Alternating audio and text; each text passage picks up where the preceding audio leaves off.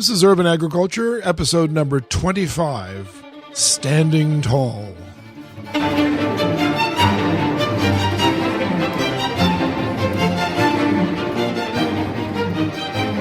From Microbe TV, this is Urban Agriculture, episode number 25, recorded on August 30th, 2016.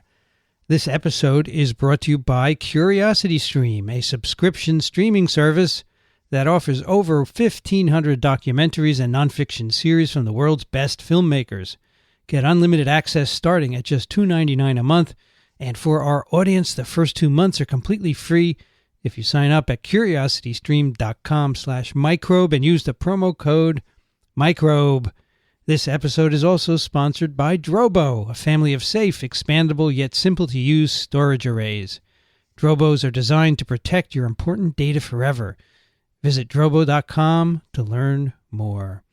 Hi, everybody. I'm Vincent Racaniello, and you're listening to the talk show all about the third green revolution. With me today, right here in Columbia University, Dickson Despommier. Hello, Vincent.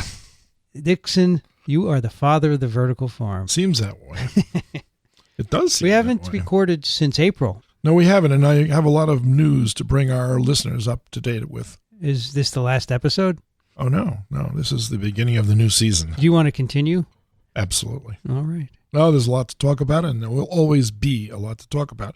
But I've been saving up, and we've been going our separate ways, and we're now together again. So we owe the audience the courtesy of saying what happened in the interim. Yeah, where were you? Where have you been? I guess nothing's been happening. Nothing's been happening except that I took a wonderful trip to Holland and another portion of that trip to Sweden. And in both of those countries, there's a lot of activity with regards to vertical farming. So we can talk about that as the program progresses. But first, a word from our sponsor? No, we just had that.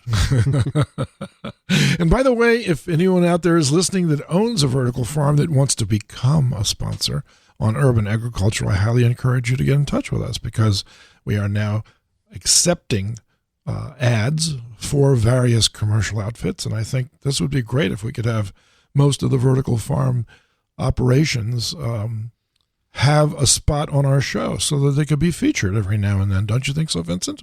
I agree. And how would they contact us, Dickson? Well, they should just get a hold of us by our email addresses. What's that?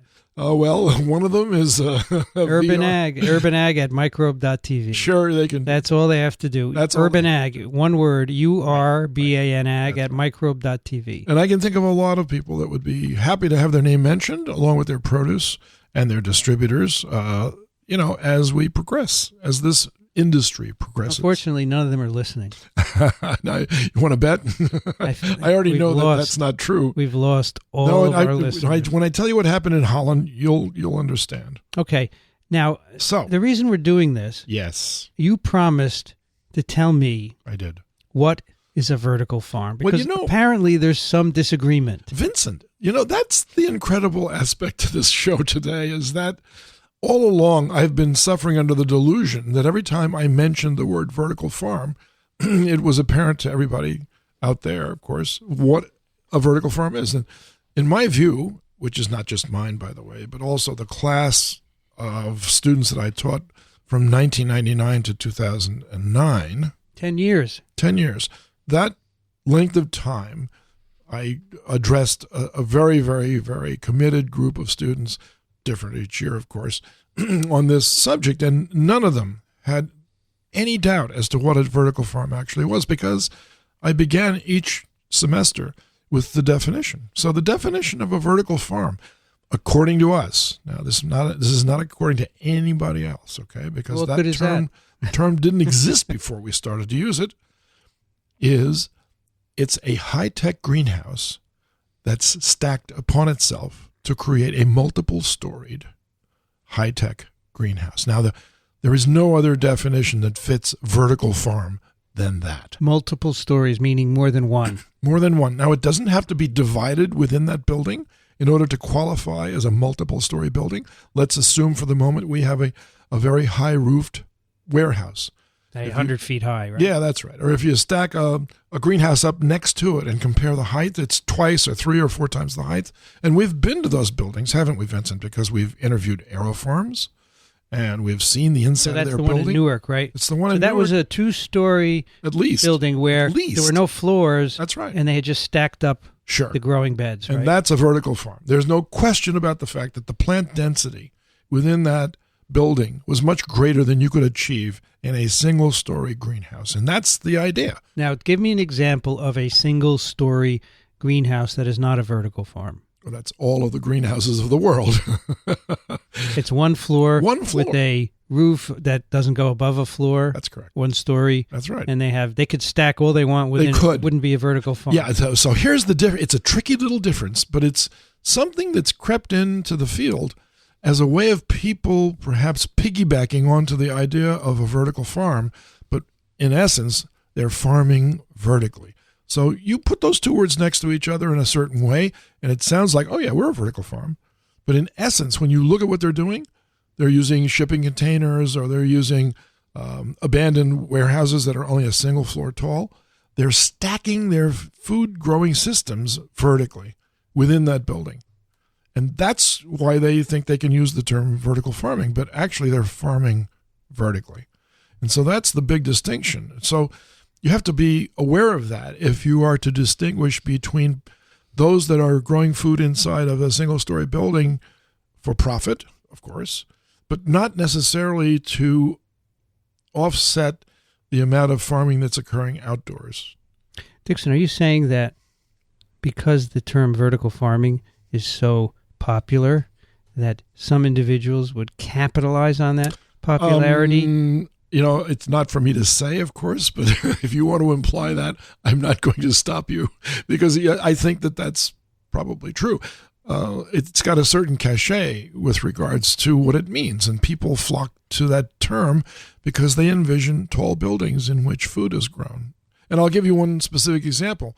The Association for Vertical Farming was founded by 2 gentlemen that I know very well. One is Max Losel, and the other is Henry Gordon Smith. And in fact, we've had Henry Gordon Smith on our urban agriculture show.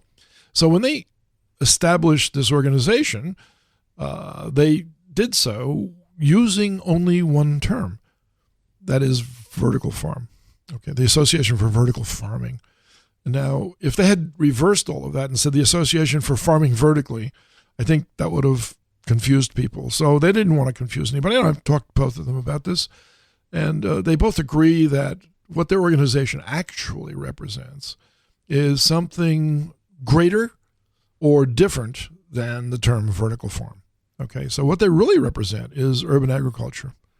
And in fact, indoor farming, right? Yeah, that's right. And controlled environment agriculture. So in fact, Henry Gordon Smith and I had a long conversation about this, and I don't mean to call him out on this because he's a good friend of mine, and he's not only well-meaning, he's doing a lot of good things in the world, but I challenged him to change the name of the organization from the Association for Vertical Farming to the Association for Urban Agriculture and Vertical Farming. And if he just did that one little thing, I think there wouldn't be any misleading of people who join thinking they're going to be involved in one activity and only to find out that they're involved in another kind. But he didn't want to change it.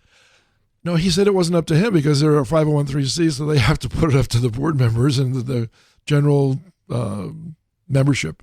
So there is a membership meeting in September. In fact, it's being held at AeroFarms over in Newark, and I am planning on being there for this meeting.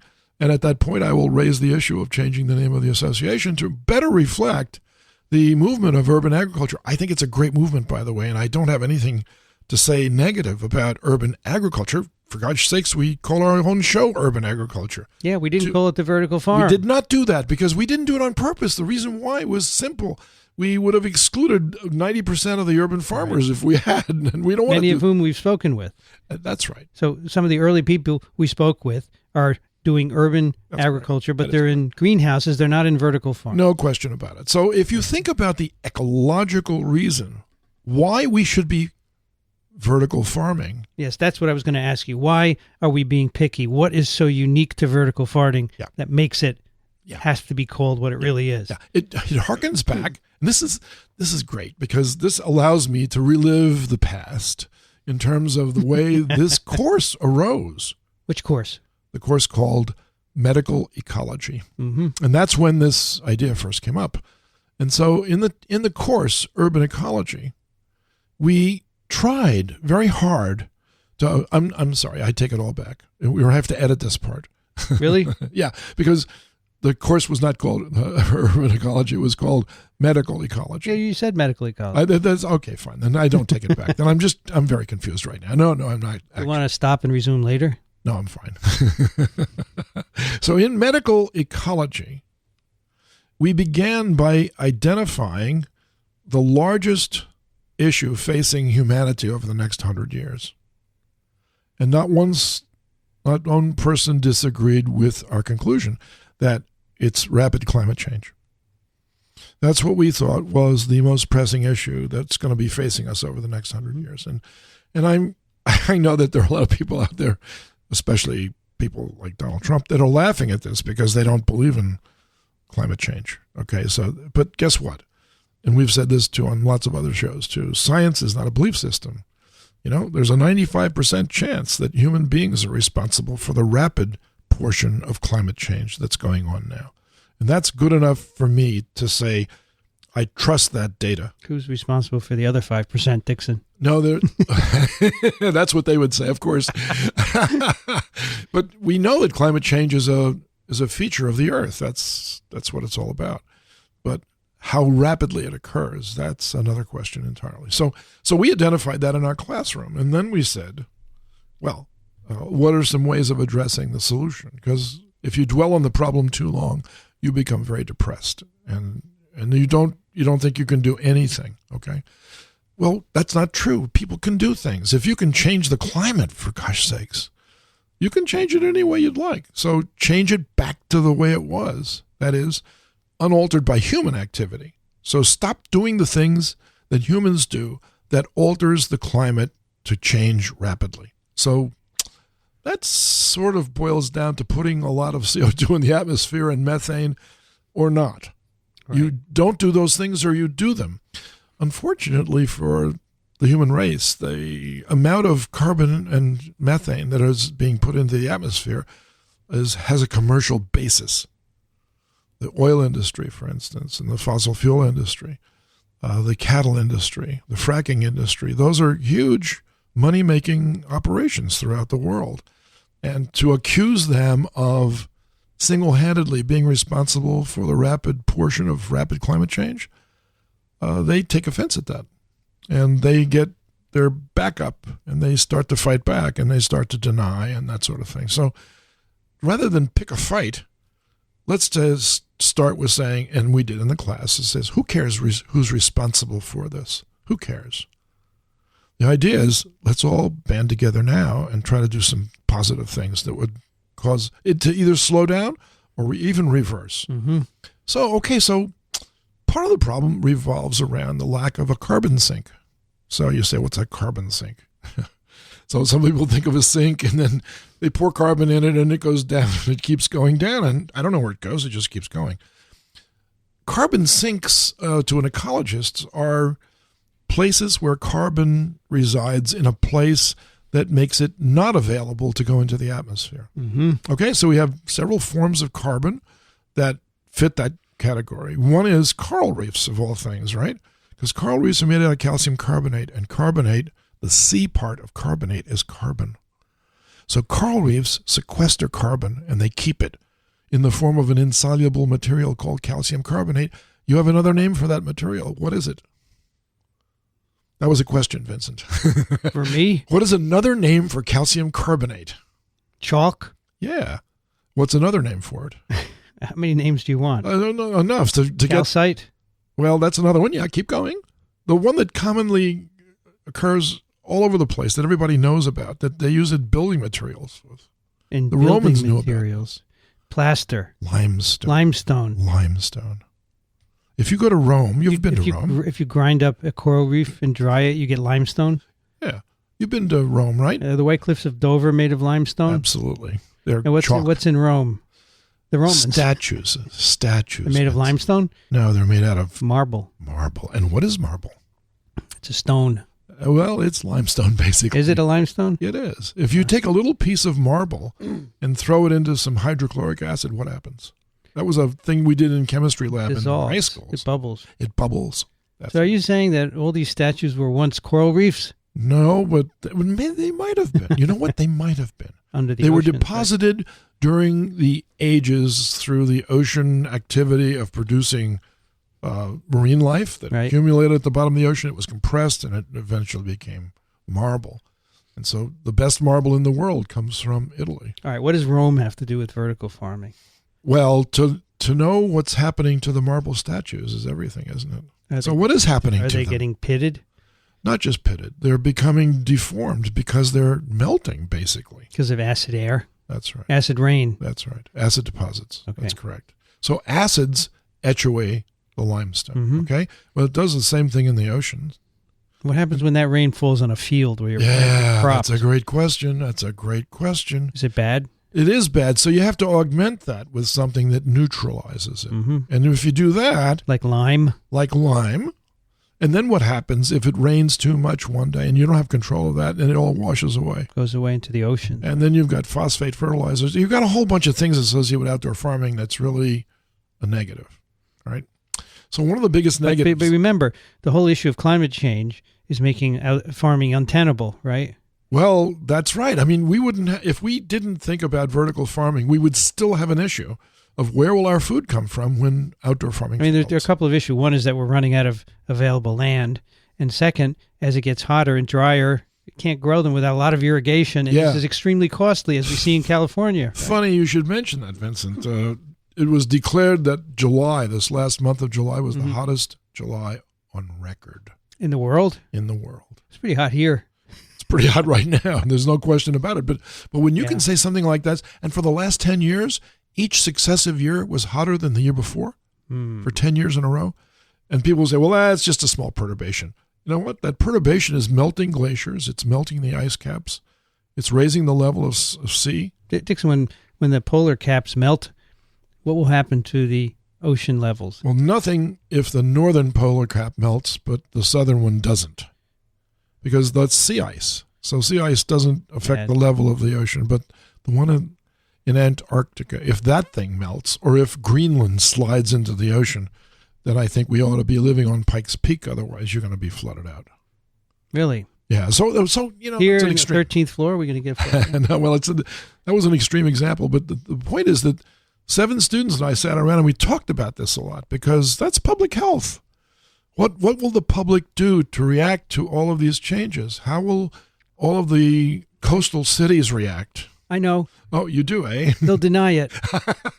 Until, like Hurricane Sandy, it just comes in, and then what happened?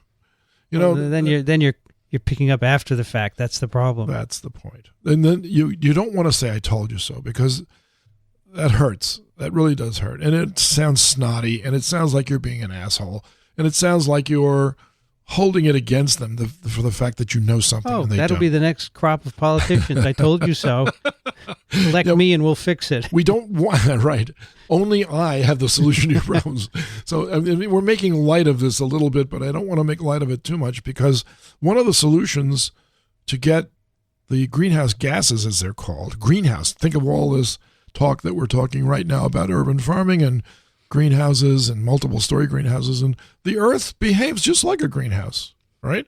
The sunlight comes through the atmosphere, it encounters all these heavier molecules and oxygen like carbon dioxide and methane. It slows down the wavelength of light, and it goes from a high energy to a medium energy, then it hits the ground and it bounces back and it can't go back out again. Right. So now it keeps reverberating between the surface of the earth and the underneath portion of clouds. And what that does is it creates friction among the molecules and it heats up the atmosphere. So that's the mechanism by which global greenhouses work. They work that way inside of a real greenhouse too, by the way. So instead of atmosphere, you've got a pane of glass. Okay, and that's the difference. But otherwise, it's all the same. So one of the issues to identify is if we've got too much carbon dioxide in the atmosphere, well, how come we've always had less than we do now? Okay. And the answer is twofold. One is that we didn't even start to burn fossil fuels until around the 1700s. And then, in order to make more room for more people, because we now learned how to grow our food in industrial fashions, we started to cut down the trees. Now, cutting down trees is removing carbon in the form of cellulose, which is insoluble. I'm leaning up against a table right now that's made out of carbon, and this represents a sequestration of carbon. It's not going to go back in the atmosphere unless you take it outside and set it on fire and get the CO2 to go up again. So you've got these carbon cycles to worry about, and we've interrupted the carbon cycle many times in many ways, and mostly in a negative way, to allow more and more and more and more carbon. I'm sitting here looking at Vincent, but I'm also looking out the window. And what do I see every time I look out the window? I see helicopters and airplanes going by, and what are they doing? They're burning fossil fuels in order to go from one place to another, but they're also putting lots of CO2 in the atmosphere, okay? So one solution to reversing rapid climate change is to plant trees, or just to let them grow back where they used to be. Well, FAO, that's the Food and Agriculture Organization of the WHO, says that every annual report. The easiest way to reverse climate change is to restore the forests. This is indisputable. Indisputable. Would Donald Trump disagree with you? Do I Anybody have disagree. any insight as to what Donald Trump would do no matter what? The answer is no. Because, many people dispute climate change, but can you dispute the conclusion that planting more trees will help reverse climate change? I don't think you would get one person. Oh, you might get one person to disagree just because they're contrarians, but for the most part, people would say, yeah, that makes good sense. Trees are made out of solid carbon. They're very heavy when they get to be adults, most of them. And so therefore, let's let the trees grow back. But how can you do that if where you once had trees, you now have cornfields? But Dickson, we're cutting down the rainforest, No the kidding. Amazon rainforest at an alarming rate. We are. Why don't we stop? Well, I think there are lots of answers to that question, and none of them are satisfactory. And Economic the consideration. worst one is that nobody feels responsible for the entire earth, and therefore they can do whatever they want. Right. Or they said, when you moved to your country, there were lots of trees, and now there aren't. And you've got lots of farmland. What gives you the right to tell us not to do that in our country? You have no right to tell us. So the solution is for us all to let the trees go back, right? That's exactly. But then we don't have farmland. But we can Dickson, create farmland. If you look at that's how this Google solution Earth, came if up. you look at Google Earth, just go anywhere. Sure. Here, like in the Northeast, you see a lot of trees. You do. But there are lots of places where there are no trees. Well, there used to be a lot more trees. How's that? The point is that if you look on Google Earth to look where all the farmland is, and you add all that up, remember it's about the size of South America. So that's a huge amount of land that we've taken away from nature and we've put into food production. So you're saying let's get it back, basically. Let's get some of it back at and least. It makes perfect sense. But how can we do that? Right. Okay. So that's what we spent the rest of the time thinking about. If those are the problems, what are the solutions? And so if you think about it, well, you could have fewer people, right? You could allow for a crisis to occur in which there is a food crisis. And food crises create starvation, and starvation leads to hunger and death. And okay, fine. This is a natural solution. Don't grow any more food. Just stop where you are. And as the human population tries to get bigger, it can't because there's not enough food. Well, that's what wars are made out of. That's probably one of the reasons why Japan attacked China during the First World War, even to the Sino-Russian War. And other wars were fought for similar reasons, for resources, or the lack thereof. So that's not an answer. Okay, you can't allow people to starve to death. So you have to find another way of growing food. And we didn't have to invent that. That was already there. Greenhouses are the answer. Greenhouses are the answer. That's exactly how you grow food without land. However, you don't want the greenhouses to cover your existing land. No, you don't. You don't. And the problem with that is the density. Okay, the density is everything in this situation. Let's for the moment, make an analogy between growing plants in buildings and housing people in buildings. What's more efficient? A community of single-family dwellings or a city filled with apartment houses. And I can tell you now that New York City is one of the densest populated areas on the planet. And I don't have such a hard time getting along with everybody in New York. I don't know everybody in New York, but I don't see life in New York as being particularly stressful because we've adopted mechanisms for handling large numbers of people commuting to work every day. They go to lunch, they recreate, they shop, they do all those Dickson, things. I think it is stressful for a lot of people, but the real key is that it works. Yeah. If you're born in New York City, they'll say this is a people live here, they work, yeah, they have fun, they take it, they get along. A lot of people don't, but it's not because of the density of people. No, that's right. It's However, not because of the, surrounding New York are suburbs where there's a house with a couple of people in it. Yeah, I know. I know. So So there's no doubt that the skyscraper is more efficient. it is more efficient, and if it's done right. Wait, I shouldn't say that. Dickson, we should actually ask an architect, and I'm sure you've done this. Oh, many. What is more cost efficient and ecologically sensible, putting people in single-family homes or in multi-story dwellings? That answer has already been It has? answered many times. Yeah, sure. And it never answered the question, what density of people has to be achieved before it becomes pathological, before people can no longer survive under those conditions. And I can tell you now, if you travel extensively, like my wife and I have had the pleasure and the privilege of traveling, we've been to some very highly densely populated regions of the world, like India and China. And those people are crowded not into skyscraper cities. They're crowded into single-family dwellings that are cheek to jowl, cheek to jowl, cheek to jowl. Same thing in South America, yeah. So you've seen it when you visited, I don't know if you've been to Rio. Did you go to Rio? Sao Paulo. The houses are Sao Paulo. shoved together. And there are many people living in each one. And they even have a word for it. They call it the barrio. And yeah, they do. So what is the solution for achieving balance? Dilution. Yeah, I know the solution to pollution is dilution. But in this case, achieving maximum density without loss of quality, that's the key. Mm-hmm. Without loss of quality. That's what we're out for in terms of human populations and now in terms of the way we raise our food. And so that's why the concept of vertical farm is so important to get across. Not farming vertically, within a building, that you're doing it, like say in hydrostackers or tower gardens. Mm-hmm. We can name a lot of commercial ventures that specialize in green walls and things of this sort. That's not the kind of farming I'm talking about. The kind of farming I'm talking about is increasing the plant density to the maximum limit without loss of yield or quality of food. Mm-hmm. And that we know how to do that too. And so when you see some of these facilities with rack after rack after rack of leafy greens, or in this case, breakfast radishes and all kinds of other interesting produce being grown, you might say to confluence if you're a microbiologist and you inoculate a petri dish with a microbe and then put it in the incubator, they can grow to confluence, okay?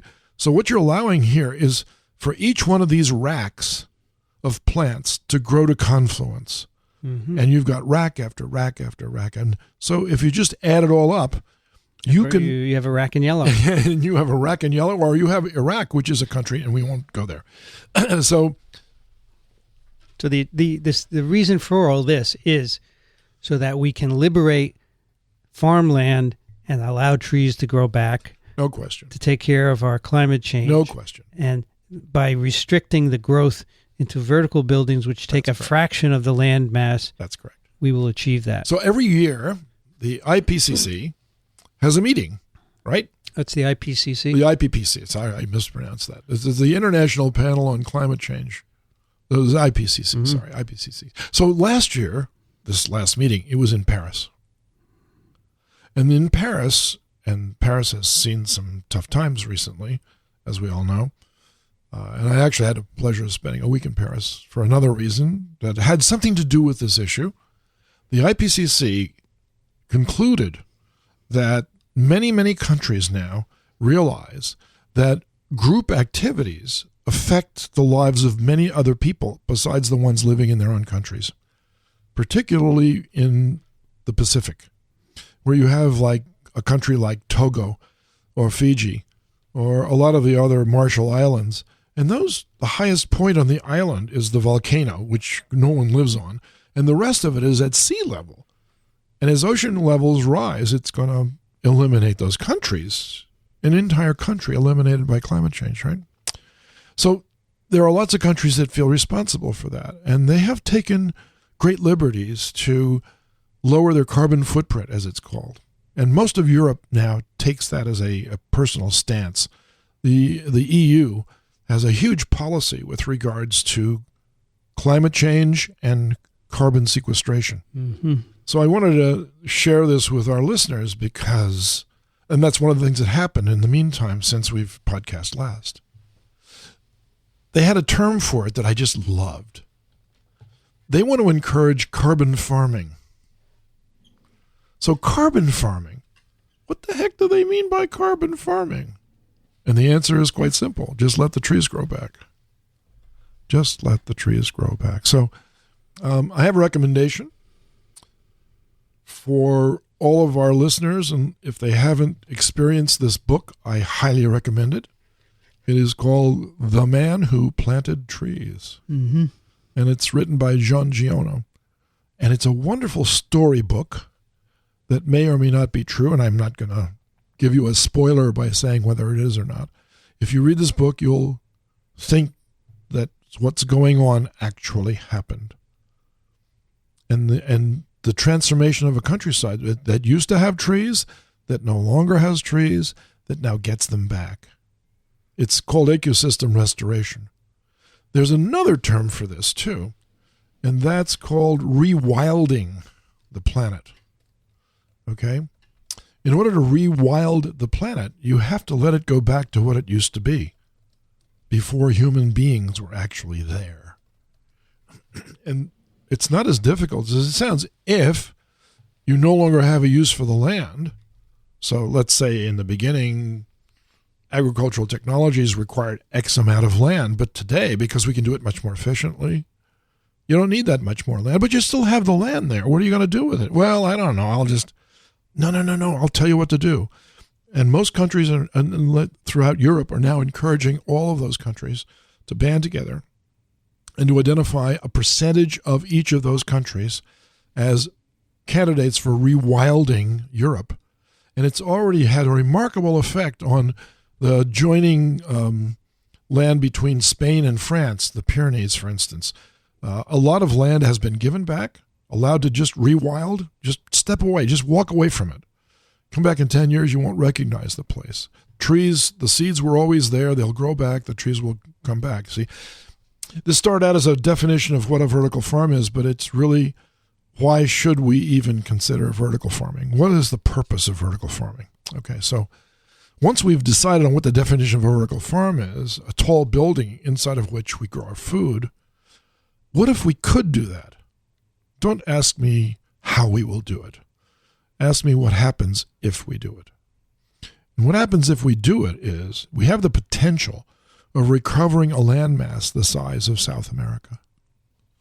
That's a sobering thought, because if you could ever do that, and I'm not saying we can, but if we could ever do it, and I would never say we couldn't do it, because someone just recently published a wonderful quote that says, "Don't tell me that I can't do it.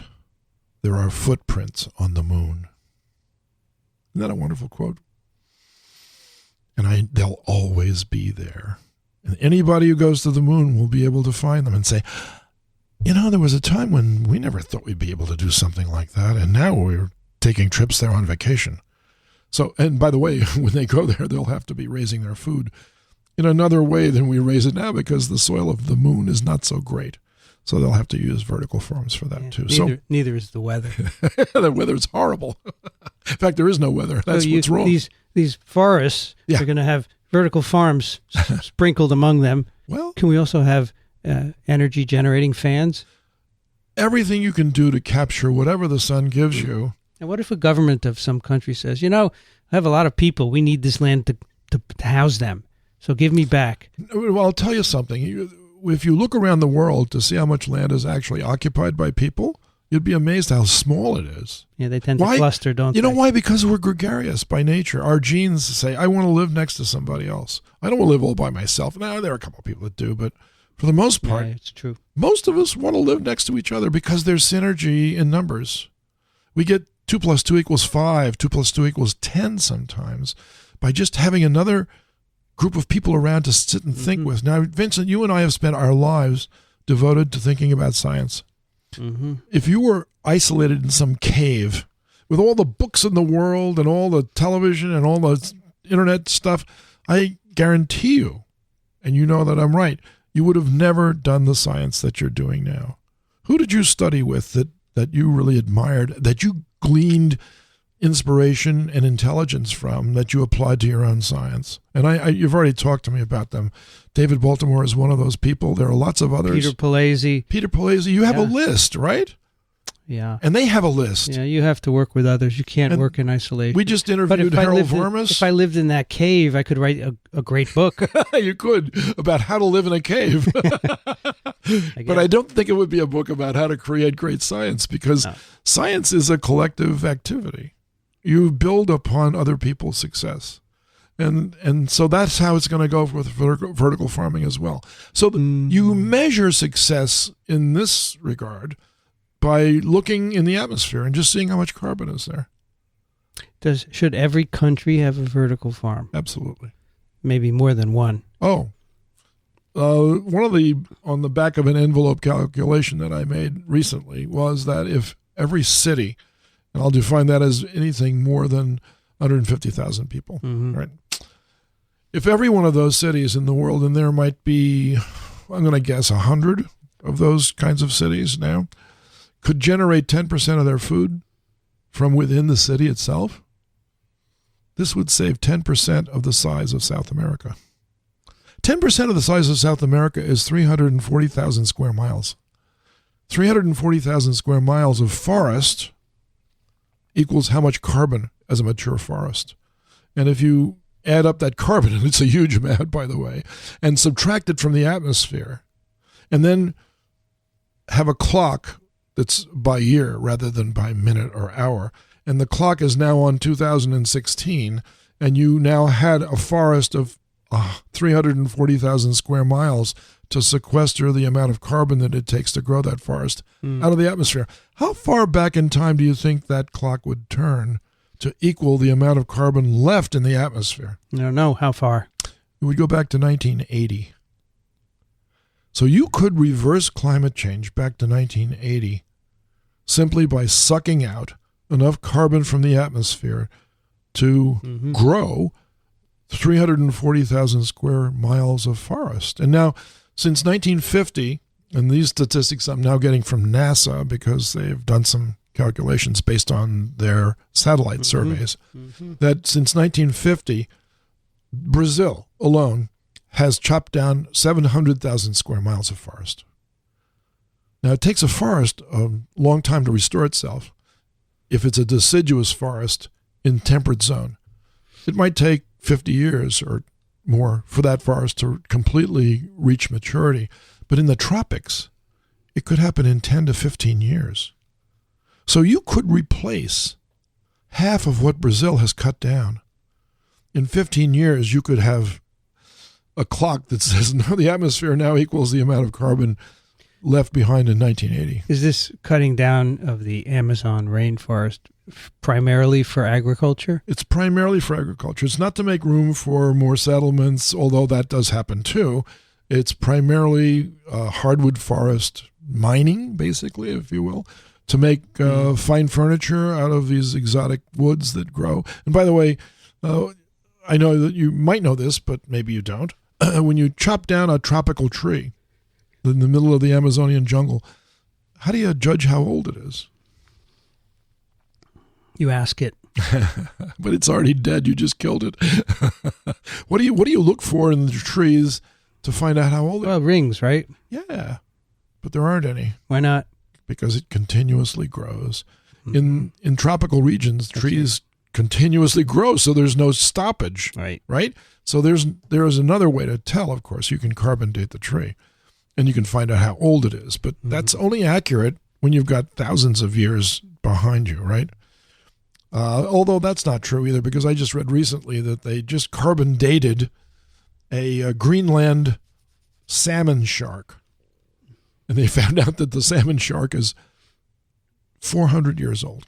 It's the oldest living vertebrate. Okay, so but Dickson, we're drifting. If they're cutting down the forest for wood, a vertical farm is not going to replace that. So how do we convince them to build vertical farms there? Right. Well, no, they're also, I mean, they harvest the wood and they use it for something, but they use the cleared land to grow food. So they need a source of hardwood.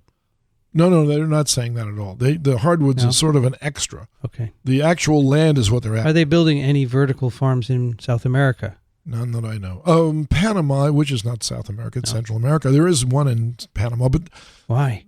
Well, that's a good question. But I can tell you some places where they're building lots of them. Tell us. Japan. Well, that makes sense. They don't have a lot of farmland, right? But not only that, you just got back from Japan. I did. You enjoyed it over there? Love it. Okay. You'd go back? I would go back right now. Oh, I want you to go back and look at all the vertical farms. Are there a lot? I want to go with you. 20, 30, 40? There are hundreds. No, there are hundreds. No, they have great food in Japan. Yeah, they do. Great food. Thank you for saying that, because a lot of that food is going to start coming from vertical farms. They also grow food in grocery stores in Japan. Mm-hmm. So they have these walk-in grow systems like a shipping container, but it's a much more sophisticated device than that. It's got the grow lights, it's got the nutrients, it's got the water, it's got harvesting capabilities, and you slide the door open, you put a plastic bag over a vegetable that you like, you chop it off, you bring it up to the counter, they weigh it, you pay for it, and you take it home and eat it. I didn't see any of those. No, but there are. I can show you pictures of them. They're all over the place, and they're getting more and more popular. What other countries? Well, Singapore, because of its lack of land and their demand for high quality produce, and almost 90% of what they eat comes from other countries, and they want sovereignty. Mm-hmm. So they're definitely on board. Taiwan is another country that it has about 60 vertical farms right now that we know of, with many, many more being built. And of course, China. China is the big question mark. How many vertical farms are they really constructing in China? And the answer is we don't know, but we know that they're doing it because we have some hints from some of the U.S. farms that are over in China right now, advising them on how to do this. So they're very, very interested. We're building a number here in the U.S. We are, and the American Midwest is the hotbed of activity. Where it should be, right? Well, yeah, but I think it should be also in places like San Francisco and Seattle and Portland. Yeah, but land is more expensive there. No, but it's not about land, Vincent. It's not about land. It's about reuse of abandoned warehouses for the most part. Is there an abandoned warehouse here in New York City? Sure. Where? They're in Queens. They're all over the place. They're in the Bronx. So you're saying there are always abandoned warehouses? Look them up. I mean, I did a survey the other day about how many Walmarts. All right, that's a common big name company that's in these big square boxes, as they're called. Right, they're about 2.5 stories tall. It's like going into a Costco. And you know why they're so tall? Because as you'll notice, as you shop down the aisles and you look up, that's where they store all of produce, right? So they stack them pretty high. It's about, I would say, 30 to 40 feet tall. That's how tall these buildings are. With flat roofs. None of them have solar panels on them yet. Why not? I mean, for gosh sakes, you should be able to capture all the energy you want like this, right? Yeah. Cut your cost in half, maybe even more than that. You just put solar panels on your roof. Yep. And you're going to make a good savings in energy. I know you will. Yeah, last month I saved the tree. Look at that. 70 tons of carbon. Oh, really? And that's equal to one tree. That's fantastic. It's nice, one tree. It is. Yeah, well, there was another calculation I heard once. How many trees worth of CO2 do you breathe out before you die? How many?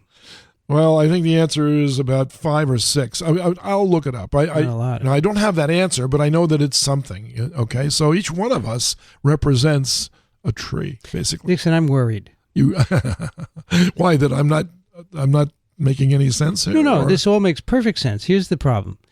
Right now, there's a new technology, electric cars, which are catching on, but it's going to be a while because gasoline is still cheap. Yeah, that's right. And it hasn't Getting run cheaper. out yet. It's artificially cheap. I know. Remember that. And I fear the same is with vertical farming. using land is cheaper than putting it in a vertical farm right now. Well, that may be an option now, but what about when the climate changes to the point where you can't farm outdoors no matter what? Well, I understand that's a ways off. Don't you think? Just the day when we run out of gasoline is a ways off. No, this might be within 20 to 40 years from now. So if you think that's not a long time, guess again. You've got kids that'll live that long. Mm-hmm, sure. You and I probably will be recycling, but at that time, our kids and our grandchildren for sure will be alive. And that's their problem, not ours, right? And that's been everybody's take on this. I don't like to give no, me neither. To them. I'd like to sort it out for them. So so a vertical farm, quite simply put, in summary, is a multiple-storied, high-tech greenhouse. Okay, so...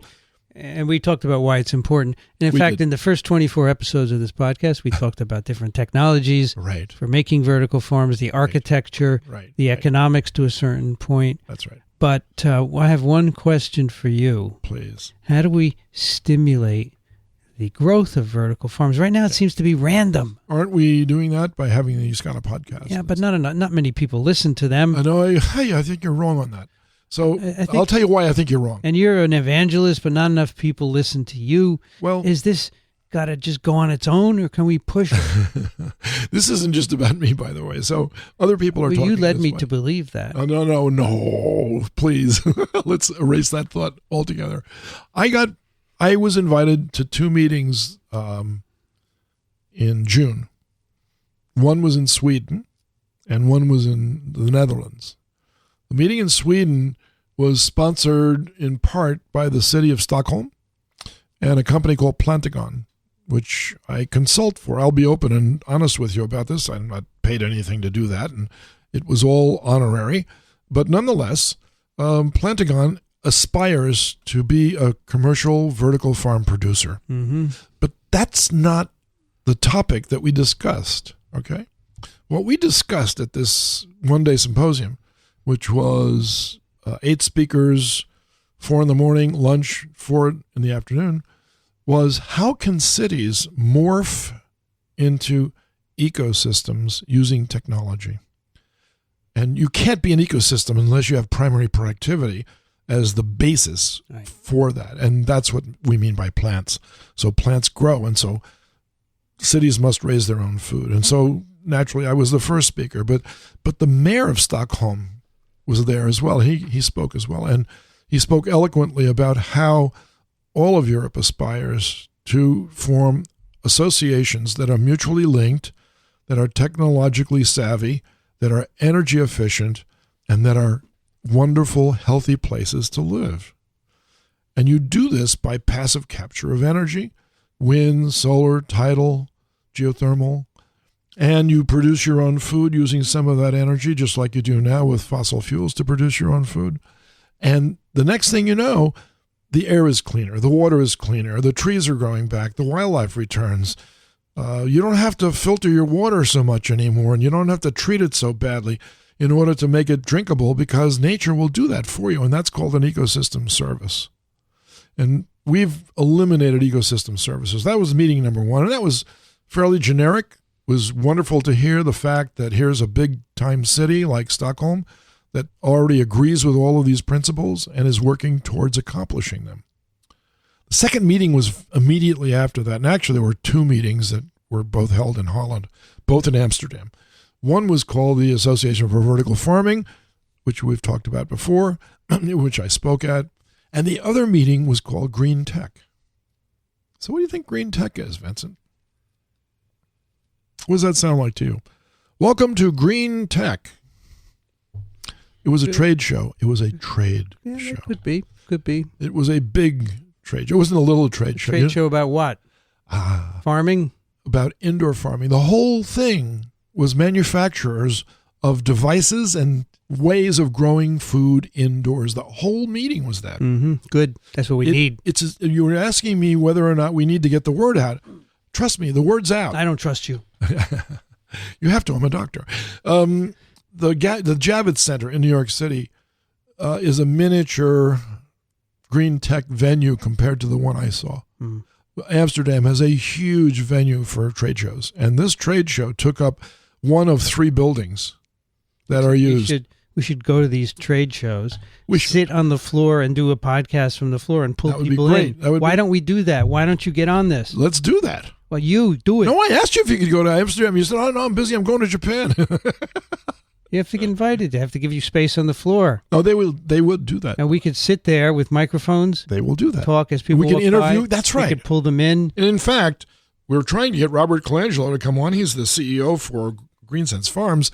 He was at Green Tech, and we both laughed because we said the only way we can meet is in some other country. So that meeting identified what this industry will become. Mm-hmm. Okay, and you'd say, well, come on, it's pretty young now, and how can you say such a radical thing like that? But trust me, this will mature as an industry when the following happens. Okay, so there's a startup company in Berlin, and I've been to Berlin, and I've actually talked about vertical farming in Berlin, and so have other people too. By the way, I wasn't the only one there at this meeting. There's a manufacturer that has a single-story building, and he calls himself In-Farm. That's the name of the company, In-Farm. Mm-hmm. So if you type that out on Google search, you will find out that this is a remarkable advance. It's a grocery store that grows whatever you want. It's got indoor growing space, and it sells it right there. And it has a shopping list, and it produces about 50 different kinds of produce, mostly leafy greens, but not only. They want to be a one-stop shop. So they're test marketing their systems right now so that in another year, 1 year, they're going to start building the real building that they want to make that represents the In-Farm for Berlin. And their motto is, "The city is my farm, and I am its farmer." It's a good idea. What could you All right. fault? So Now, wait a minute. Guess how tall this building will be? 20 stories. Thank you. That's exactly right. So it's organically growing. Oh, it's more than organic. It's inorganic. They're not using soil. They're using chemically defined diets. Dickson, you haven't kept us up on the news, and that's why I'm being skeptical. You've got to keep us up. Well, that's the news. That I came back absolutely jumping out of my skin when I saw this. In reality, I need to put a link to this. do that. What is it? It's called In-Farm. What about this show, this trade That's the show? link. Oh, the link is called Green Tech. Green Tech is the show? Yeah, and it's held annually every year in a different place. And I think I heard rumor that it will be held in the United States this year. And what was the other one? In what? In what? In-Farm. That was the industry that I heard about at the Green Tech meeting. All right. I have to find these links, Dickson, because you're not. No, we're going to find them. We're going to find them. Oh, we're going to find them. Right. So, in summary, we will never give up Urban Agriculture website or its podcast equivalent. We will always talk about this, and we encourage people to get in touch with us. I know that a lot of them have been reluctant, and it's been hard to pin some of you down, and pretty easy in some other regards to get everybody to start. I heard so many positive things about, by the way, Vincent, about our podcast. People say, we love your podcast. We love the way you and Vincent talk to each other and cajole and joke and, prod each other and give each other the half of a peace sign sometimes. But they should let us go to the trade show. That's what we need. It's our next step. Yep. You don't really understand what I'm saying. This trade show is getting bigger and bigger and bigger. Right. That means that there are more people buying. And if more people are buying, that means that there are more industrial aspects to this. And the latest estimate, by the way, by a business analyst company that's located in Ireland, estimates that by the year 2020, the vertical farm industry will be worth something like $6.8 billion. Now, that's a lot of cash. And they see this as a constantly growing situation. They don't see this as leveling off anytime soon because it just started. So that's a very encouraging thing to see as well. All right. Let's do some email, Dickson. That's good. But I'm all for that. But before we do that, I want to tell you about one of the sponsors of our show, Curiosity Stream. the world's first ad-free nonfiction streaming service. They have over 1,500 titles, 600 hours of content, and it was founded by John Hendricks of Discovery Channel. And therefore, you should expect real science shows, not reality TV that plagues the cable. You can get it on the web. You can watch these movies on the web or via devices like Roku, Android, iOS, Chromecast, Amazon Fire, and Kindle, Apple TV. You can get it in 196 countries worldwide. And what they have is a wide variety of science and technology content, nature, history, many more topics. And they also have interviews and lectures. Here are some examples.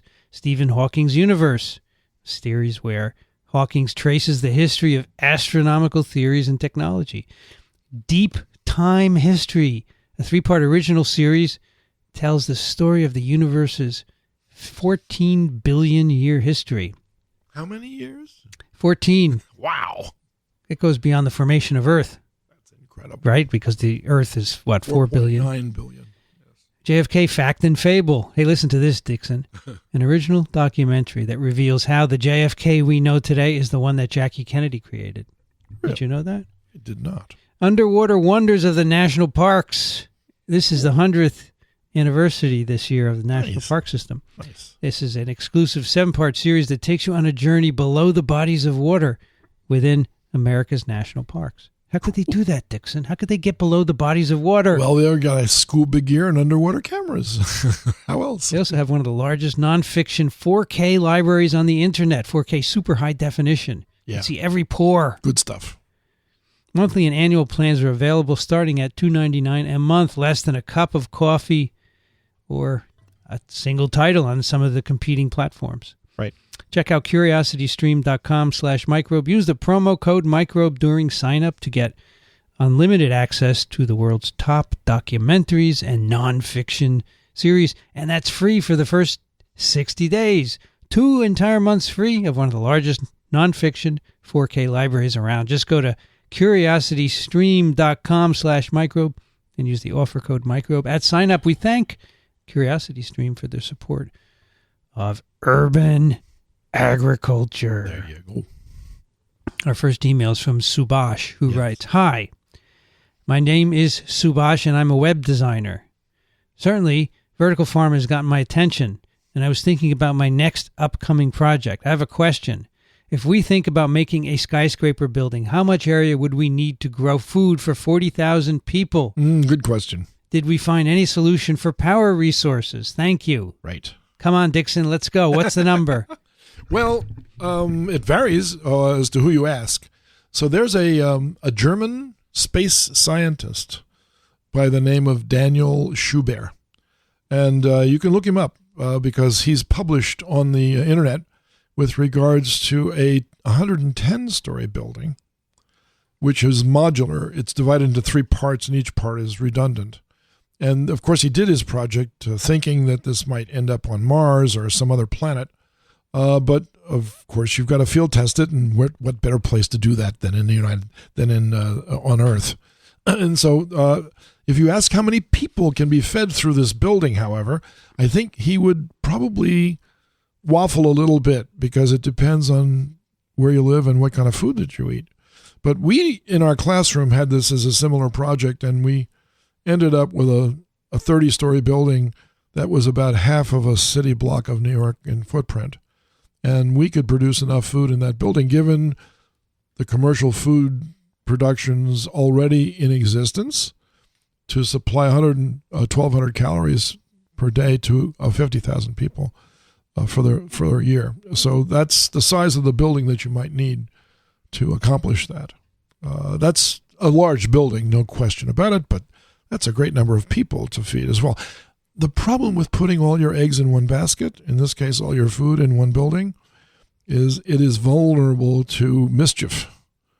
And you have people out there that might not take kindly to this kind of thing, and they might want to sabotage the operation in some way, just to say they did it. So basically you don't want to put all your eggs in one skyscraper. You don't want to do that, but you want to have multiple skyscrapers, and you want to have multiple variety. That's why we're urban agriculture, not just vertical farming. So diversification and decentralization is the idea. And I am all for all of those methodologies, but I'm mostly in favor of the ones that grow the most food in the smallest amount of space in the shortest time. The next one is from Sergio. Can you read that, Dickson? I will be happy to do so. Sergio writes, Dear Urban Aggers, my name is Sergio. I am a Bolivian, and I have just been following you since your very earliest days on Twiv. That's This Week in Virology. Perhaps you remember my previous mails narrating my PhD career in Japan and my return to my country to teach plant pathology to farmers' kids in a rural tropical agronomy program. After that, I started working in the National Institute of Agricultural Research and Genetics Resources and Biotechnology, and somehow ended up as the person in charge of the National Center of Vegetable Seed Production. Wow. Perhaps you don't remember. It's okay. Now I am in Sweden doing a postdoc, but mainly following my wife as she does her PhD along with our 2 children. As you can see, starting my undergraduate education as an agronomist, falling in love with a plant pathologist and plant microbial ecology during grad school, and then working in agricultural research and management, I find that my interests are very similar to your interests. And I am very excited about that. After all, it seems that if gentlemen like you share my interest, I don't make a wrong career choice. Sometimes it seems that way when you look at the wallet. In any case, I love the idea of indoor farming, not so much as a research endeavor. I think I'm getting more mature about that, but as a plain business alternative to an otherwise low-paying academic career. I have been seriously considering the alternative of starting an indoor farm, perhaps in the future even vertical, when we go back to Bolivia. However, I have been thinking about what I need, and there are some concerns. First and foremost, considering that the urban agriculture idea is justified by not needing to destroy forest in order to open farmland, it makes sense to me that this urban farming would be starting in developing countries like my own, where deforestation is happening every day at alarming rates. However, from what I can see, for example, in the Association for Vertical Farming, all the startups are in the developed high-income countries. I see a disconnect there, and I have come to think that it is because the initial investment is quite high for investors in smaller economies. Also, perhaps related to investment, many of the supplies needed to start these farms, I am thinking LED lights, for instance, would have to be imported since we basically don't have these products in our markets. I talk by experience here, since I told you earlier, as a manager of a seed company, I saw how difficult it was to get material that was not imported, which always means more cost and more delay. So I guess my first question to you is, do you think these indoor farms are a feasible business in such places as Bolivia? And if so, why haven't we heard about them yet? So should I answer this first before moving on? Please do. I will be happy to try. I'm not familiar enough with the politics of Bolivia to be able to speak personally about whether the government is a pro-people government or whether it's a totalitarian government only interested in furthering its own political careers. But those are the realities of life sometimes, and maybe that's one way to start answering the question as to whether or not something as broadly based as a food production system, which would lower the cost of food and bring food to everybody rather than just the people who can afford it, threatens certain segments of government because they might have their fingers in the agricultural pie, so to speak, and they might have vested interests in seeing the fact that they can make money at this rather than empowering people to live happier lives. I don't know the answer, but that would be my first line of inquiry. And then, of course, Bolivia is not one of the richest countries in the world, but they do have lots of natural resources which they export, including phosphate and lots of other products which relate to mining. So some of that money could easily be plowed back in, so to speak, to indoor farming in, let's say, La Paz and places like that.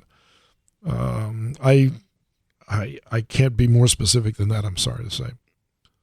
I'll read the rest of the letter now. Another concern I have is that most of the experiences you have showed us in your podcast need a very high intervention by architects who design and pretty much make the project happen. I feel that there has been less emphasis in agronomy or plant engineering, if you will, of the projects. As Dickson always says, I understand that many of the things in hydroponics have been discovered already, and perhaps also what relates to plant physiology or indoor plant pathology, but again, these discoveries don't always get to the agricultural professionals like myself who live in countries where even having internet is sometimes a luxury. I feel that what architects do is like the dream we want to fulfill, but the engineering is the painful way towards that dream. It would be very nice if you could talk to someone specialized in substrates, design of water distribution systems, or low-cost alternatives to the high-end technologies. Well, in response to just that paragraph's worth of thought, the best examples of urban farms that I know of today are not the ones that take place in brand new buildings, but also what are the ones that take place in renovated old buildings that have been repurposed for indoor farming. Vincent and I have interviewed a lot of those people, and they all agree that it's very easy to start once you've got a building, and the tough part is to have the building. So we're fortunate, I guess, in the fact that in the United States, at least, there are lots of businesses that either fail or cut back on the volume of business that they're dealing with because they overshot the mark by projecting too much in the future, and that future didn't happen for them, so they ended up with an excess of buildings. And I started to mention the situation of Walmart, which is a large discount company that sells almost everything for discounted prices because they buy in bulk.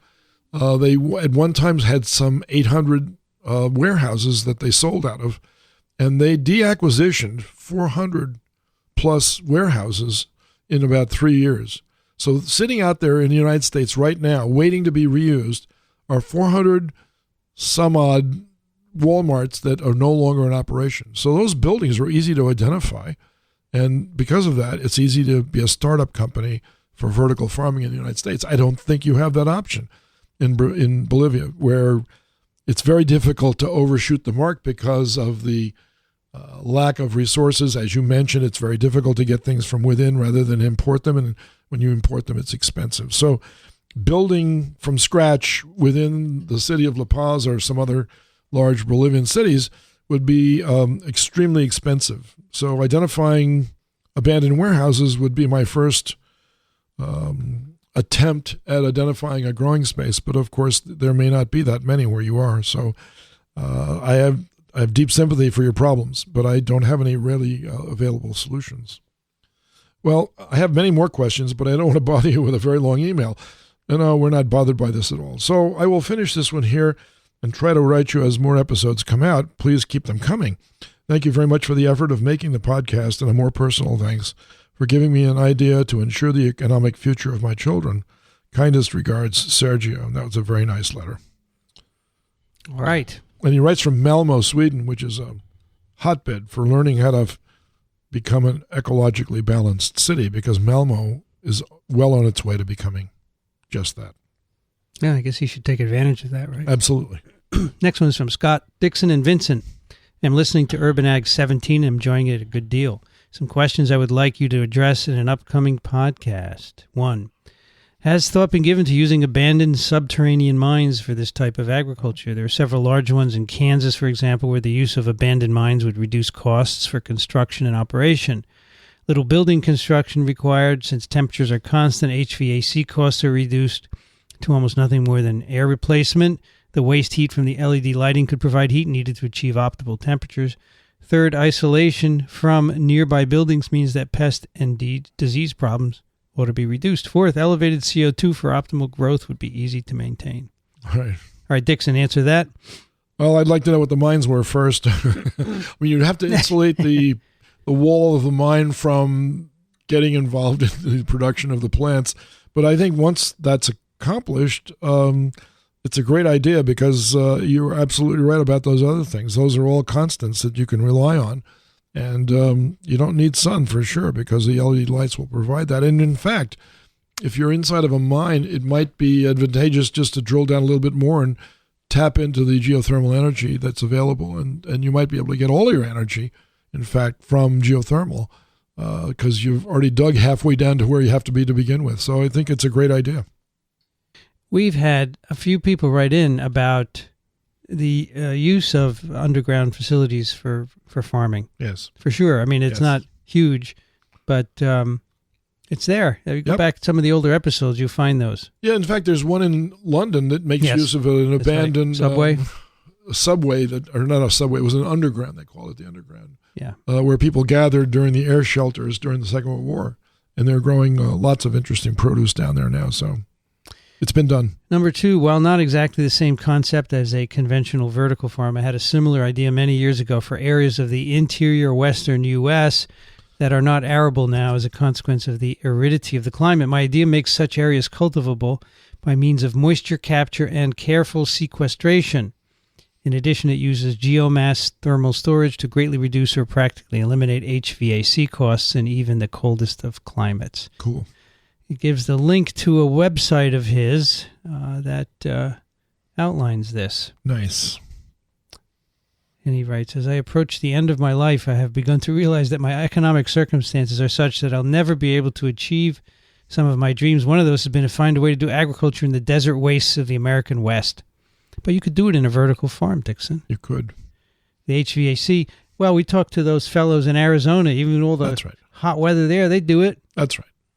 Yep, they're doing it. Number 3, here in Costa Rica, there is a golden opportunity for vertical farming, as there are several constraints to normal agriculture here that are not present in the higher latitudes. For one, our soil here has all kinds of tropical nasties in it that require control for profitable agriculture. Welcome to biodiversity. This is why Costa Rica has one of the highest rates of pesticide use in the world, and that is why hydroponics and greenhouses for excluding pests are quite popular for growing fresh produce. Right. For another, much of Central America is incredibly densely populated. Here, we have 4 million people crowded together with 89 national parks, forests and watershed reserves, 200-plus volcanoes, and the second most mountainous national topography on the planet, all crammed into a space the size of West Virginia. Right. Agriculture is being crowded out as higher value uses of the land, mainly urbanization, displace it, and that means food imports and food insecurity are increasing. Right. Sounds like a good place for a vertical farm. Well, you know, my wife and I took a trip to Costa Rica last December, and we were there for 3 weeks, and we stayed in San Jose for about 6 days, and it was absolutely pleasant. It was like 45 degrees to 50 degrees at night, and then during the daytime it went up to 75, maybe got to 80 degrees. And we thought, you know, this isn't so bad. We could do this.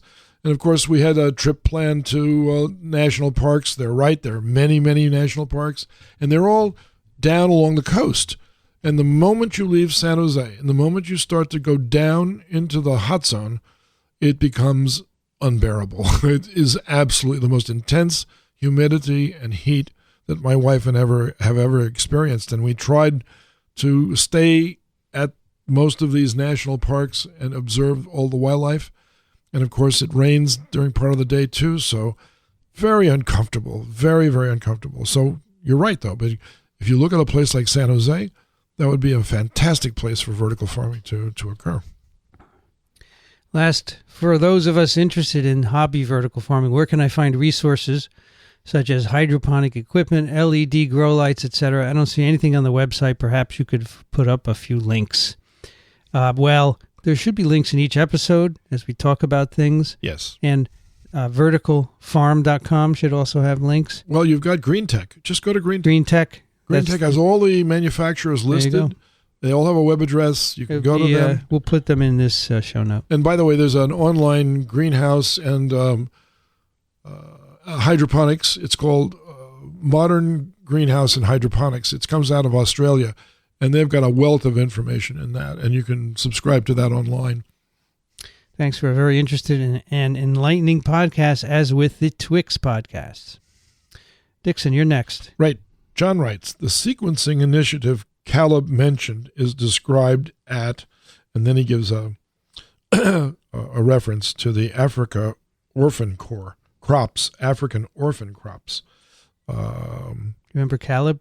Of course. Fellow from MIT, Dick. No, he's a good friend of mine, in fact. The wood open source growth chambers make African young people want to become farmers? No. Yep. Would it? I think, of course it would. No, it completely. Yeah, I can read the sentence. The wood open source chambers make African young people want to become farmers angle was really interesting. I'm not a patent expert, but I don't understand what Caleb mentioned at the end about companies patenting things that he releases without sufficient protection. The inventions have publicly disclosed at that point, which should prevent others from patenting them. So he thinks that Yeah, but I think if he releases something and it's used and it causes damage, then they're still liable. I'm That's afraid the so. problem. I'm afraid so. That's the problem. I'm afraid so. I'll read the next one, too, because it's short. Robin writes, and then he starts with a website called democraticunderground.com. The Weight of the World is the title of this. This article gives the background and explanation of what is, to my mind at least, the single most important piece of work I've done in the last decade. It is the graphical summary of what has happened to the total weight of the world's large animals. My preferred technical term is animal biomass over the last 12,000 years, from before the dawn of agriculture to the beginning of last week. So it shows what we've done over the last 12,000 years. That is during the age of agriculture. What's happened? What is the largest growth in animal biomass, Dickson? It is domesticated animals. Cattle. Look at that. Cattle and pigs, right? You bet. Why, Dickson? Because we eat them. We do. We do. Okay. He also sent a link to another article. Something from Scripps. Let's see what this is here. It's loading. Is this the last year before 400? Do you know what 400 means, Dickson? 400 parts per million of carbon dioxide in the atmosphere. Lowest daily minimum this year was 395 around the month of September. This article is written in 2015. What is the current? Let's look it up, Dickson. Well, I hate to say this, but it's over 400 now. Yeah, I'm sure it is. CO2 ppm. Let's take a look just for fun. Of course. July 2016, 404.4 parts per million. Thank you. It's over. Yep. Heather writes, Hi, Vincent and Dickson. I've recently been listening to your urban agriculture podcast and am loving it. I'm wondering if you've heard of a company called Bright Agrotech, owned by Dr. Nate Story. Do you know Bright Agrotech? I do. By reputation, they're very good. Modern Farming Feasibility Workshop. Cool. Yep. She goes on. They manufacture hydroponic, aquaponic systems based on a one-sided tower setup. It's super space efficient, as well as efficient in all other ways, hydroponic. And the towers are portable to facilitate live harvest, live sales. See, that's vertically farming now. Right. In addition to the equipment they provide, they are very committed to growing the movement and educating people along the way. Right. They have a whole upstart farmer university online, which is fairly comprehensive and really well set up. I was recently accepted into a new program they launched called Jumpstart Farmers, where you are assigned an account rep who basically walks you through with templates and tools and other resources, getting your farm business up and running within a year, prior experience or no, of which I am the latter. They have great tools to help you do this, including a pretty slick production calculator, which has been invaluable in determining crop selection, farm size, and potential profit. That's just one of their offerings. They have lots more at very, very affordable prices. They're pretty amazing. I would encourage you to check them out and consider having them on your podcast. Best to you both, and keep up the awesome work with the podcast. Who knows, maybe I'll get to be a guest someday too. To the future of farming. Warm regards, Heather. Right. Should we have him on, Dickson? Sure, absolutely. Dr. Nate Story. Yep. All right. Take the next one, please. I will. Hi, Dickson and Vince. No, Vincent. Never Vince. I said, hi, Dickson and Vincent. Let's start again. Hi, Dickson and Vincent. My podcast co-host and I are both fans of your podcast and the vertical farming movement in general. Our show, Future Bang, Vincent, do you know that show? Nope. Is about emerging technologies and trends and how they might make the future better for humanity. We spent a couple of episodes talking about vertical farming and referenced your work, including urban agriculture, a lot. I just wanted to say thanks for all the great information and for your efforts to improve the future. If you're interested, you can find our podcast here, and he gives a link, and the Vertical Farm episodes, and he gives another link, and we will certainly link to those in our show notes. Well, cheers, Jesse and Ian from Future Bang. So here we have episode 5, Vertical Farming Part 1, nice. And they have links to vertical farming. They have links to Dickson Despommier's Vertical Farm book, Urban Agriculture podcast, Vertical Harvest in Wyoming. Yeah. Indoor Agriculture Conference, Dickson, indoor.ag. There you go. Very nice, guys and gals. Yep. And we will definitely put you in the show notes and give you the Urban Ag bump, right? So Dickson? yes, we will. The AgCon meeting this year is held in New York City. It's in downtown New York, and I'm one of the invited speakers. And too bad. Kimball Musk, brother of Elon Musk, is also going to be on the same panel with me. And so I'm sure we're going to have a good time because Elon's a real go-getter, and so is his brother Kimball. And they're both very interested in changing the future in their own ways. And I'm sure they both will, too.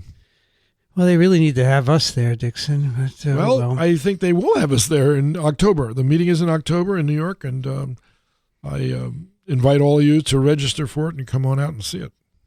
Michael writes, a prestigious sustainability prize has been awarded to the CEO of a company with a putatively cheap and resilient aquaculture system that pulls double duty in providing coastal remediation. I know this is more aquaculture than vertical farming, but the sustainability remediation angle seems to increase overlap between it and what's usually covered on your show. Also, it could serve as a jumping-off point for discussion of the extensibility of vertical farming techniques and technology to aquatic contexts. Would love any input that you have. So this is an article in The Guardian. Oh, yeah. Green Wave Ocean Farming Model. Right. Got this prize. Nice. Do you know anything about this? Don't. 3D ocean farming model designed to address overfishing, mitigate climate change, restore marine ecosystems, and provide jobs for fishermen. That'd be great if it works. This is from October 2015. I just want to know what he's doing. Each of Smith's model farms include hurricane-proof anchors on the edges. Within its boundaries, seaweed, mussels, and scallops hang from floating ropes. Oysters grow in cages below the ropes, and cages of clams hang beneath them. Kelp soaks up 5 times as much carbon as land-based plants, while oysters filter 50 gallons of water a day, pulling out nitrogen. I see. So he's using all these shellfish to do these, what did you call it? Carbon farming. That's right. Well, he's bioremediating, actually. He's really remediating the environment. I'll take the next one. Sure. Anne writes, hello, Professor Racaniello and Despommier. A well-written essay that I thought might be of interest to Dr. Despommier about sustainability and the production of food. And Dickson, you need to read this. Splat goes the theory. Local and organic is a romantic myth. The future of sustainable agriculture is all about the smart technology and scaling up. Aha.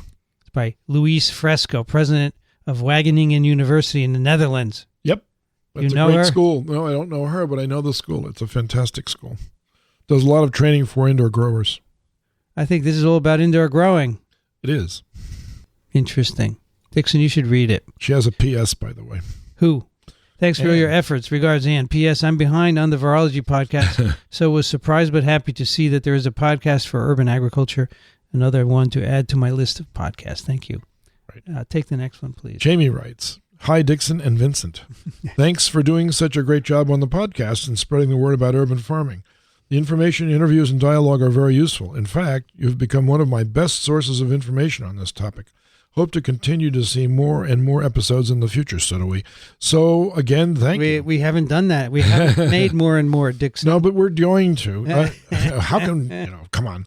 I'm writing today to tell you about a project that you may be interested in knowing about.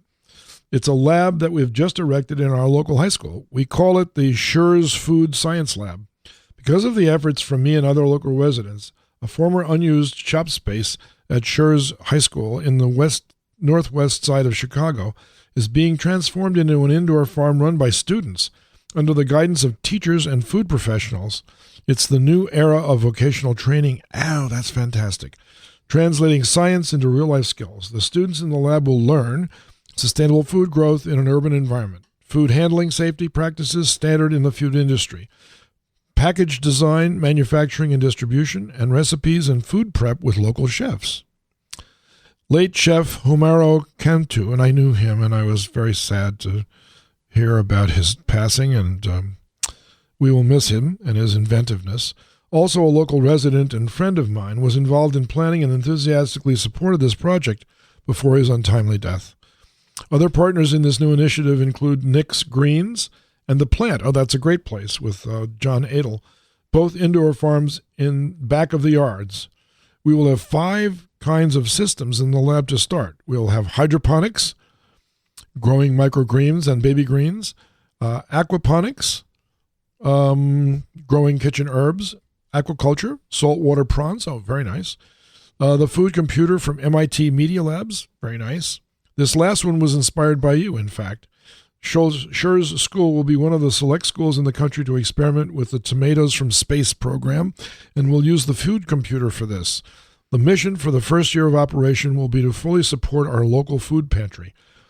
Their motto is neighbors feeding neighbors, and that's what this program will deliver on that. With the help of the students and the built-on student volunteer program at Schur's, we will farm enough fresh produce to feed those in need for the remaining school year. Would love your thoughts. In the meantime, here's more info. And so he gives some more websites. And they're going to have a restaurant called the Urban Farm Eatery. You know, that's great. And this is absolutely what's needed.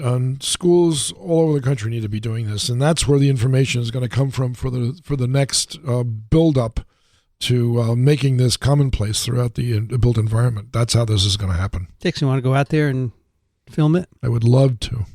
Okay, Jamie. Yeah, I would love to do that. Let us know if you want us to go out. Sure. We can do that. Yep. Anthony sends an article from modernfarmer.com. Right. The name of it is Urban Farms, the New Frontier for Female Farmers. Uh-huh.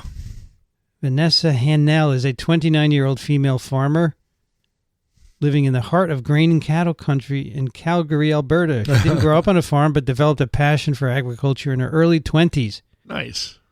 She grew hooked on farming. Increasing numbers of women are getting into farming. Look at that. Well, we know that two of them, the Vertical Harvest Group in Jackson, Wyoming, those are two women. Yep. Right? Penny McBride and Nona.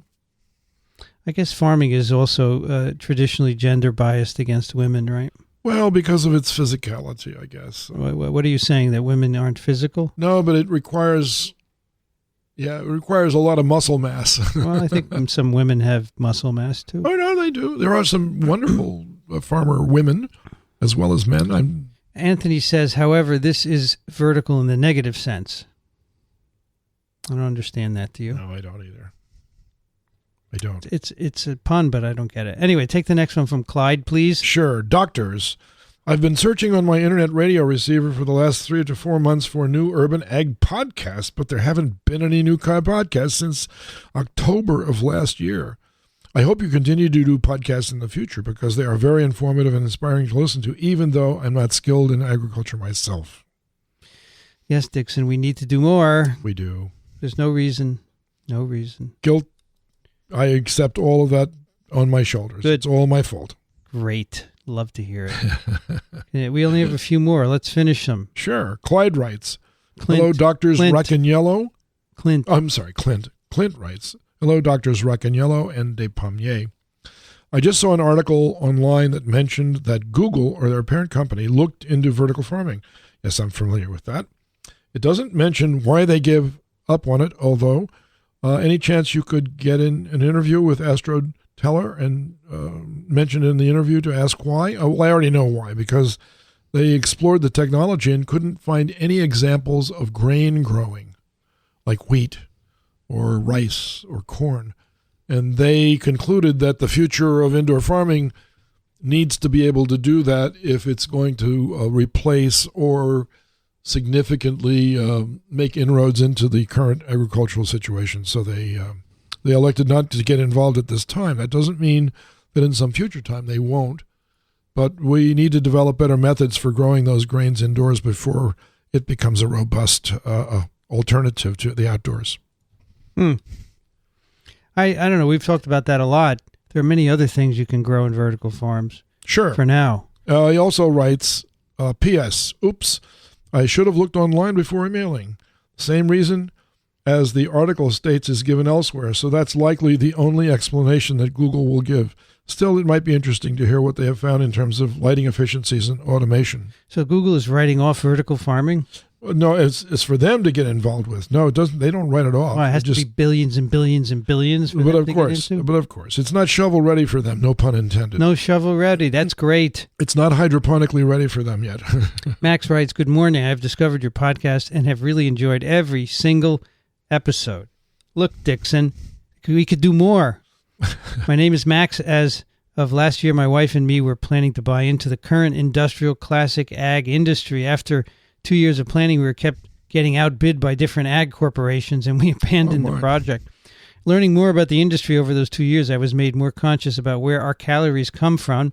We then discovered Lufa Farms in Montreal. It's a great organization. Where we are located. Since then, I have established a 48-square-foot vertical Mexican garden on our second-floor balcony, learning about plant health and hydroponics. I now plan, after retiring from the Navy, to open my own indoor garden and spread the word about vertical farming. Nice. I'm so happy our initial project did not work out, as it enabled me to discover a more sustainable way to feed my family and give me the opportunity to teach my son about nutrition, plant science, and our responsibility as humans to conserve the ecosystem. Thank you for spreading the words. Now, Vincent, Dickson, if you didn't need a better example of why our podcast is important, there it is. I don't need any more examples. Let's get on the stick. Do you know what a Mexican farm is? Dickson, you need to get on the stick. Vincent? No, what's a Mexican farm? What's a Mexican garden? A Mexican garden is an ecologically sound way of growing edibles.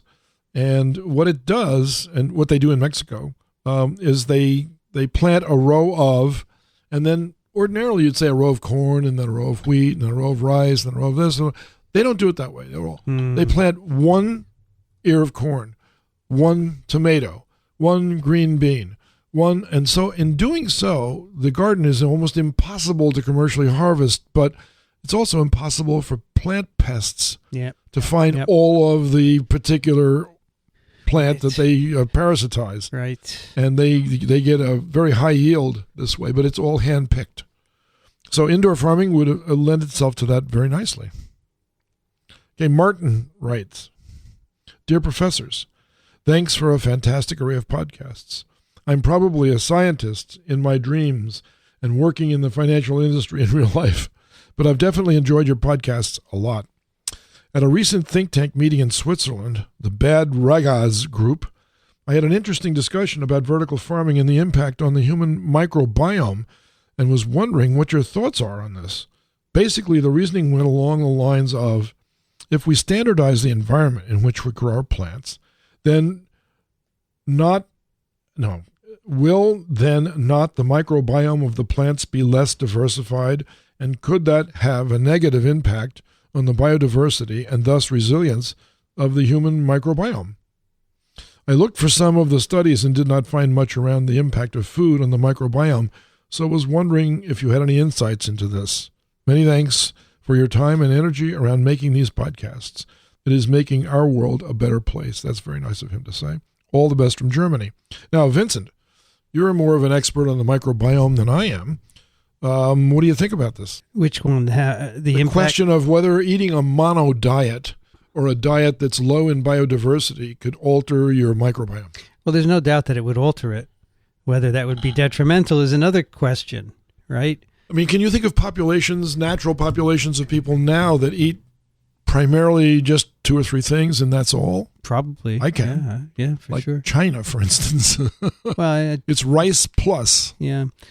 Yeah, I think that microbiome changes, we don't really understand the significance of them. No, we don't. It's quite clear that dietary changes the microbiome, but the effect is unknown. One of the interesting facts that I heard recently on an NPR show from a microbiologist that was discussing the value or lack thereof of probiotics was that probiotics, and everybody thinks they know what these are, but for those that don't, they are yogurt-based products mostly, which offers the opportunity of giving you healthy, friendly microbes for your microbiome. So they're using all the catchwords and all the buzz phrases that you can possibly imagine that would convince the uninformed reader that by eating this probiotic product, they would be doing their gut tract a world of good. And the microbiologist on air, this was on Fresh Air, on the NPR show Fresh Air, said, contrary to popular belief, when you eat a probiotic product, those microbes pass right on through. They don't stick around because the microbes that you've already got prevent them from displacing them. They are ensconced into their own niche, and there's no way that a probiotic lactobacillus could possibly replace the ones that are already there. So the advertising of a probiotic to enhance and to make your gut tract more healthy is not based on microbiological fact. There have been other studies that show that, in fact, you can colonize with probiotics. So that's that. I don't know what. Well, there's another opinion, but I highly recommend going to that NPR show then, Vincent, and listening to this guy talk. NPR is not science. No. It was a scientist on NPR. He was from England. He should back off. No, I think there's also good evidence that these the components can colonize you, but the problem is the probiotics that are sold now only have a fraction of what you need. Well, that's the other thing. We're still trying to figure out what exactly we need for certain conditions. So we've got 1,500 different species living in our gut. Right, probiotic is a bit simple. It's what you can grow right now, but we will be certainly improving it. Oh, no doubt about that. I want to tell you about our second sponsor of this show, Drobo. It's a family of safe, expandable, simple-to-use storage arrays. We welcome Drobo as a sponsor of urban agriculture. Drobo was designed to solve two problems affecting hard disk drives. They get full and they fail. And here's how Drobo... Sounds like me. Yeah, right, those problems. They are storage units for hard drives that you attach to your computer. They're expandable. You can add up to 12 different drives. They come in 3 to 5 to 8 to 12 drive sizes.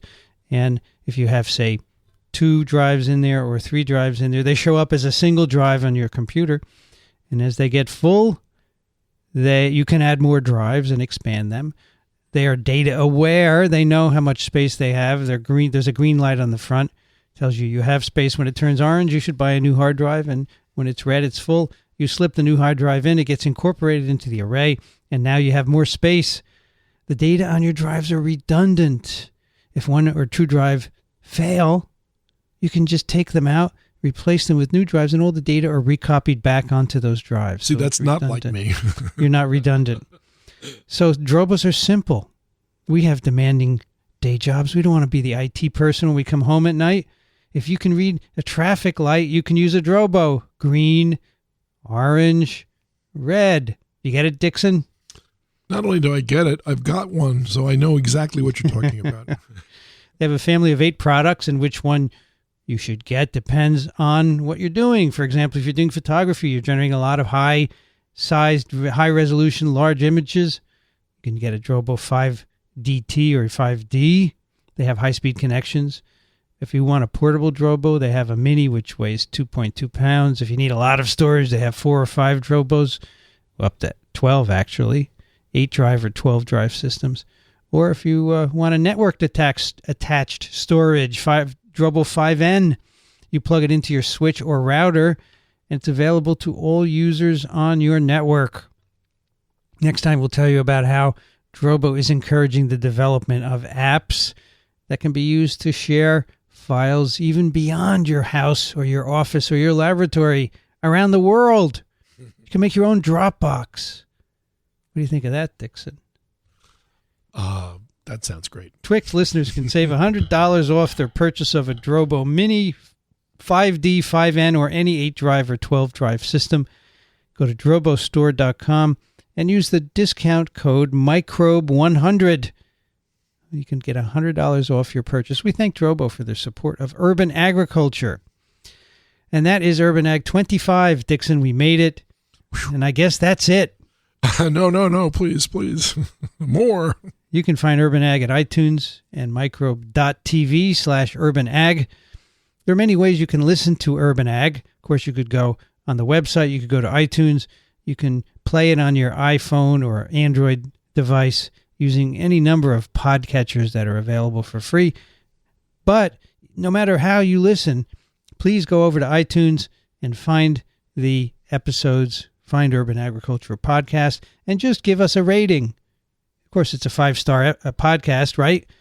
And that helps to keep us visible in iTunes so more people will discover us. Right now, we're not very visible in iTunes because we don't make a lot of episodes, and that tends to be bad. But if you go over and rate, that would help a lot. You should also consider supporting the science shows of Microbe TV. That includes Urban Agriculture, TWIV, TWIM, TWIP, TWEVO, Virus Watch, all the good stuff we make. Go to microbe.tv/contribute. And, of course, Your questions and comments are always welcome. You send them to urbanag@microbe.tv.